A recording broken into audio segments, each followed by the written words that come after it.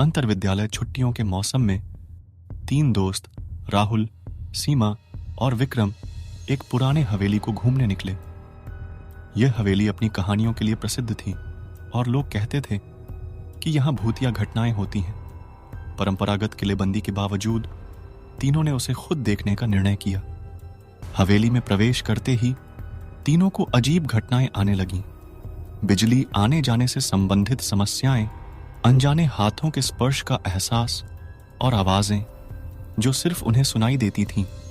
रात के समय उन्हें एक रहस्यमय सुरंग के बारे में पता चला जिसे वे जानते भी नहीं थे। सुरंग में आगे बढ़ने का रुख करते ही उन्हें कुछ भयानक आत्मा की मौजूदगी का एहसास हुआ। रात बिताने के दौरान तीनों को ये भयानक आत्माएं नींद से भी डरा रही थीं।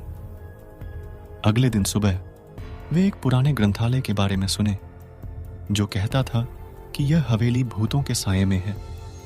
उन्होंने ग्रंथालय में खोज करते हुए एक जरूरी ग्रंथ प्राप्त किया जिसमें एक पुरानी भूतिया कहानी थी।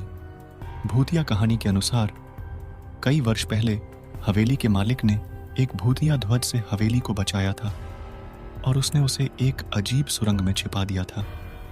बाद में भूतिया ध्वज की शक्ति ने भूतों को जागृत कर दिया और वे हवेली में अपनी भूतिया कहानियों के लिए अपने संघर्ष के बारे में चर्चा करते हैं। तीनों ने विद्यालय के प्रोफेसर से मदद मांगी जिसने उन्हें एक प्राचीन रूपशाला का पता लगाने में मदद की। वहां पर उन्होंने भूतिया ध्वज को धार्मिक रीति रिवाज से प्रायोगिक तरीके से नष्ट किया और हवेली को शांति मिली। इस भयानक अनुभव से शिक्षित होकर राहुल, सीमा और विक्रम अपने जीवन में सभी चीजों को ध्यान में रखने का फैसला करते हैं। उन्होंने इस घटना से एक महत्वपूर्ण सीख ली।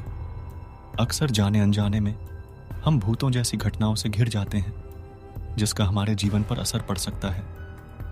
अब जब तीनों दोस्त विद्यालय में वापस आ रहे हैं, उनके दिल में एक नई सोच और साहस है क्योंकि वे अब भूतों के डर से नहीं डरते